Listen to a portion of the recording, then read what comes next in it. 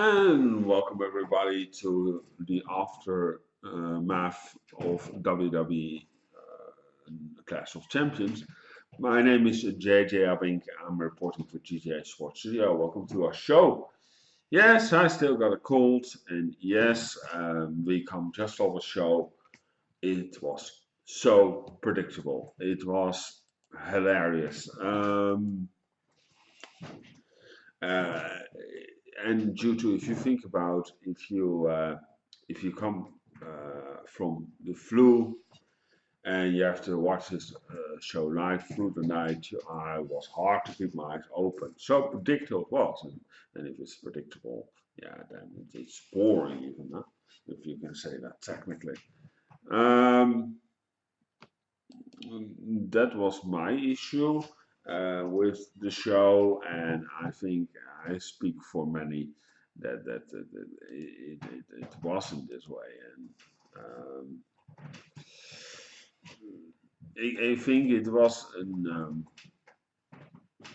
it, it, it didn't have much lacquer to it. I think there was only one moment that was not predicted, and that was a little bit a shocker, and but I will get through that.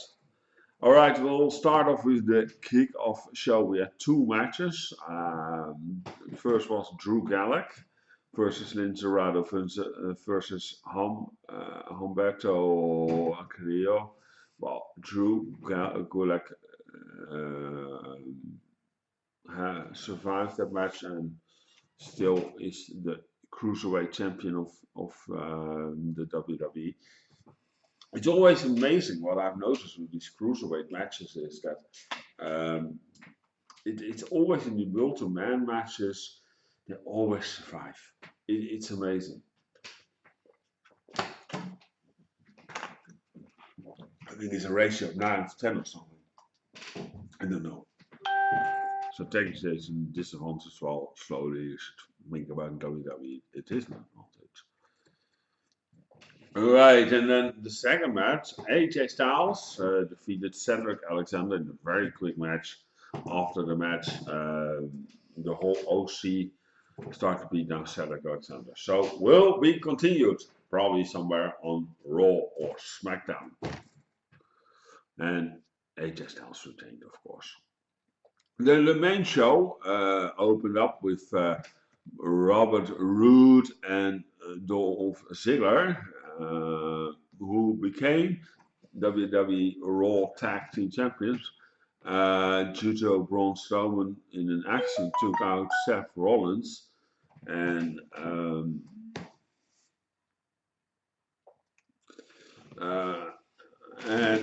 so Robert Roode made the pin on it and became the new champion. This was predictable because to build up an angle for the Universal Championship match, but if you saw actually the end, it was actually not needed. So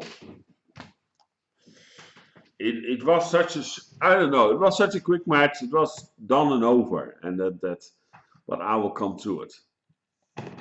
Then in the second match, Bayley defeated Charlotte Flair. I was actually a little bit surprised by this. And this was because Bayley removed the turnbuckle pad and knocked that way Charlotte Flair out and got the win. And it was funny. Bayley later told Becky, I'll come on that later, she cheated. Yeah, Bayley, what about you? Okay, well, we don't go in. SmackDown Tag Team Champions. Yeah, the Revival are again Tag Team Champions to defeat the New Day. It looks like that they're going to take the titles off and on the New Day. And why they do that? Probably to set new records for the Tag Team titles. No, very good on the way. I don't know how far it is. I'll look it up once for you guys. I think it's 17 or something, or 13, or by Essen Christian, I believe. I can't be wrong on that. All right, and then the women's tag team title match. We had already two tag team sets change hands. Well, the third one stayed nicely on place. Alexa Bliss and Nikki Cross defeated Fire and Desire. I must say, Mandy looked really good this last night. Great. Wow.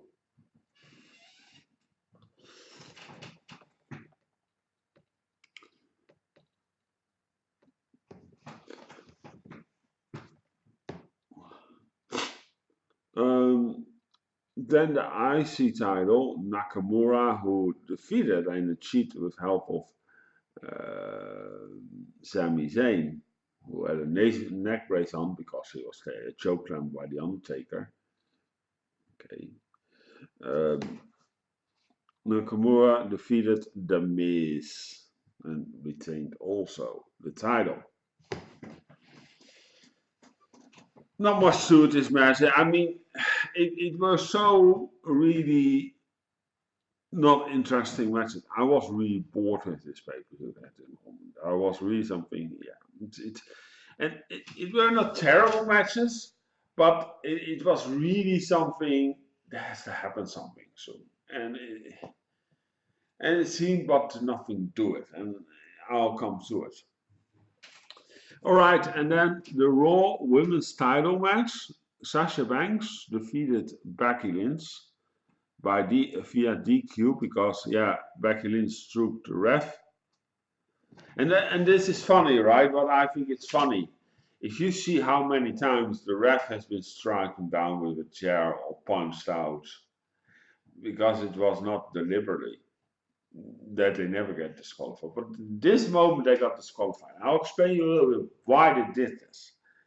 It's because Sasha Banks just came back. So she needs to get the victory, but not a title offer, because they probably want to keep the title on Becky Lynch due to she's on the game cover, and they probably want to protect her till WrestleMania. That's all it's about. Nothing else and nothing more. I mean, seriously, people. I'm just saying. All right. And then we have, of course, the match between Roman Reigns and Eric Rowan, who was won by Eric Rowan. And we saw the surprise entrance of return of Luke Harper. We all were suspecting Daniel Bryan came out. That was not the case. We knew there was going to happen something because it was no DQ match, no disqualification match. Luke Harper assisted Eric Rowan. So we have the Bludgeon brothers back together, I guess. And where does this take Daniel Bryan? I mean, what's going on there? I don't know. It's have to see. I'm excited. I'm excited for. I always liked Luke Harper, and I was actually expecting not to see him again on WWE television open conflicts. He had. Sorry, I got people. I got something in my mouth. He had WWE about his contract. He asked actually for his release, didn't got granted, and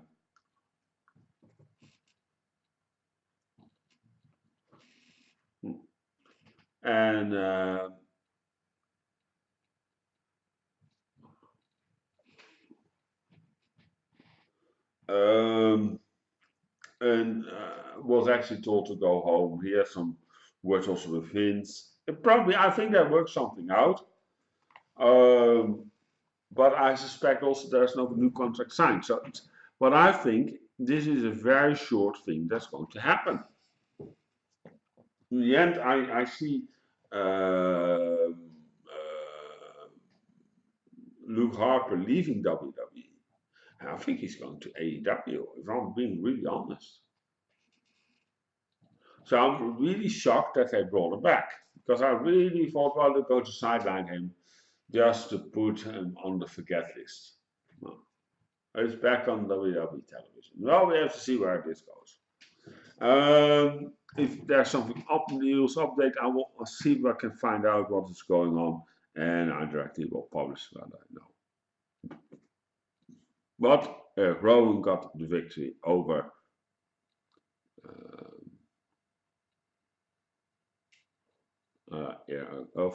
Rowan got the victory over Roman Reigns. All right, and then the main event: Seth Rollins, and it defeated in a very quick match. I think they were not even on 10 minutes or so. Braun Strowman, and it seemed so unrealistic, this match. I mean, the big guy advantage was totally gone out of this match. He came out with he put Braun Strowman in a pedigree, and then the curve stomp after that, and he got the 3 count. And that was it. It was a real quick match. It was not much to it. And then, yes, when he was standing on the stage, some the lights went off, and we heard laughter, and yes, there was the Fiend, Bray Wyatt, taking out Seth Rollins to put up the match. Seth Rollins, Bray Wyatt, what we actually already predicted, and we all know that was going to happen. The end. That was Night of Champions, people, and I think it was so predictable and it was so boring. WWE needs really to get themselves together. I thought it was a throwaway pay-per-view, a build-up towards a big pay-per-view, Hell in a Cell, and after that we're getting, of course, I think we're still getting a show in Saudi Arabia, and then we're getting Survivor Series. It looks like we need to really get something going, WWE, and I hope they're going to. And if WWE is not really smart, if they're really that smart, and maybe I'm asking too much for it, is if they get the brand splits, we get separate pay-per-views also again. Not every second week of pay-per-view, that's not what I'm asking for. But so you can build up and get more excitement towards the pay-per-views when they move on to Fox.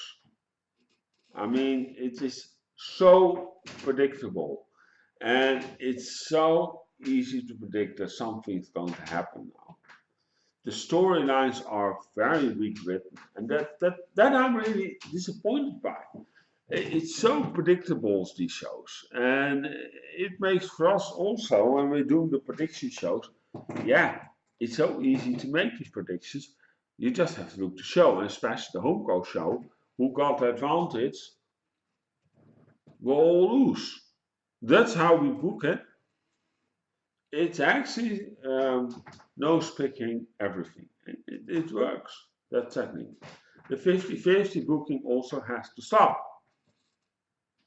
And I'm really harsh maybe, but people, come on. And if you know there's going to be no disqualification match, you also know there's going to be interference, something's going to happen.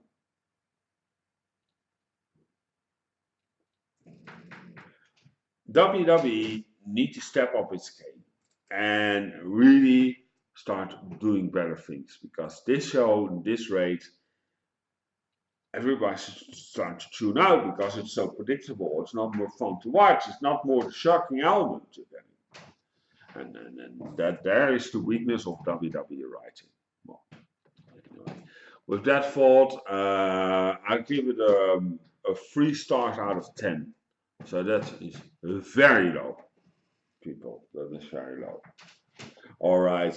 Well, my name is jan-jaap. I'm reporting for GTI Sports Studio. Take care. For the latest pro wrestling news and sports news, go to gtisportstudio.com. You can find us also on Facebook, facebook.com/GTI Sports Studio. You can tweet with us at GTI Sports Studio. Pinterest, we are on pinterest.com/DJ LiveTube. We're on YouTube, youtube.com/DJ LiveTube. We are on Tumblr, djsportstudio.tumblr.com and vk.com/DJ Sportstudio. Take care and have a wonderful day. And well, I hope anyway, even though the show was so predictable, you enjoyed Night of Champions. Take care. My name is DJ Abbink. As I said, I'm reporting to DJ Sportstudio. Take care. Ciao.